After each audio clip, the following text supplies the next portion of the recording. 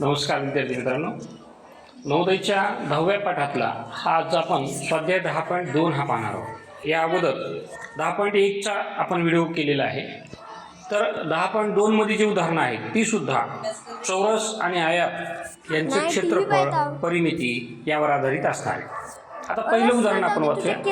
64 metre by 36 metre म्हणजे 64 metre लांबी, 36 metre रुंदी। हे गुणाकाराचं चित्र दिलेलं असतं, त्याला आपण काय म्हणतो की ही लांबी आणि रुंदी याची संकल्पना क्लिअर होण्यासाठी दिलेलं असतं। मापाच्या आयताकृती शेताचे क्षेत्रफळ जर एका चौरसाकृती शेता इतके असेल तर त्या चौरसाकृती शेताची बाजू मीटरमध्ये किती असेल। आता पहा, या आयताचं जे क्षेत्रफळ येणार आहे ते चौरसाच्या क्षेत्रफळा एवढं असणार आहे। मग आपल्याला अगोदर आयताचं क्षेत्रफळ काढावं लागेल, मग त्या क्षेत्रफळावरून तेवढं ते क्षेत्रफळ चौरसाचं असणार आहे आणि त्या चौरसाच्या क्षेत्रफळावरून त्याची बाजू काढावी लागणार आहे। तर आता सुरुवात करूया। या आयताकृती शेताचे म्हणजेच आयताचे क्षेत्रफळ बरोबर लांबी गुणिले रुंदी हे सूत्र आहे।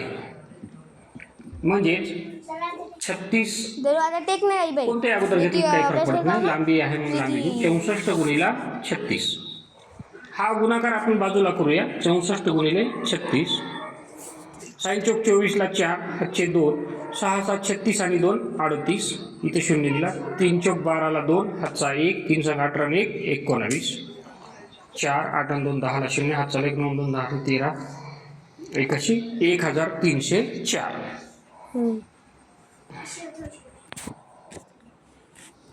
9 3 12 आणि 13 सॉरी 2000, कारण 1 हातचा आला 9 1 10 आणि 3 13 ला 3 2304। म्हणजे आयताचे क्षेत्रफळ 2304 आहे। हे क्षेत्रफळ चौरसाकृती क्षेत्रा म्हणजे आयत आणि चौरसाकृती शेताचे सुद्धा आहे। मग चौरसाचे क्षेत्रफळ बरोबर बाजूचा वर्ग किंवा बाजू गुणिले बाजू आपण असं लिहितो। मग ह्या चौरसाचं क्षेत्रफळ किती आहे, मग इथं आपण लिहू असं बाजूचा वर्ग बरोबर 2304।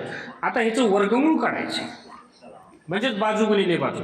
आता हे काढण्याची अगदी सोपी पद्धत जी आहे 2304। आता आपण ते काढू। 2 बेक बे बेक बे बे पंचे 10 बेदुनी 4 बे पंचे 10 1 उरला, बे 7 14 बे 12 बेदुनी 4 बे 8 16 बे 8 16 बेक बे बेचोक 8 बेचोक 8। आता हे लांब व्हायचं 2 न 2 न तर आपण करू शकतो किंवा सरळ हे माहिती आहे आपल्याला 12 12 144। मग या दोन्हीपैकी ह्या दोन्हीपैकी एक, ह्या दोन्हीपैकी एक, ह्या दोन्हीपैकी एक, म्हणजेच 2 गुणिले 2 गुणिले 12 बरोबर 2304 बेदुनी 4 12 चौक 48, म्हणजेच 48 गुणिले 48 बरोबर 2304 होते। म्हणजेच या चौरसाची एक बाजू जी आहे ती 48 गुणिले 48 म्हणजे बाजू गुणिले बाजू, म्हणून बाजू बरोबर 48।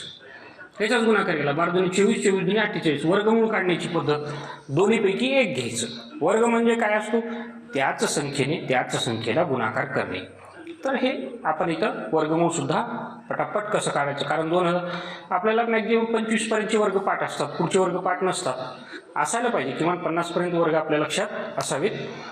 तर पर्याय क्रमांक बी हे याचं उत्तर आहे 48। आता दुसरं उदाहरण आपण घेऊया।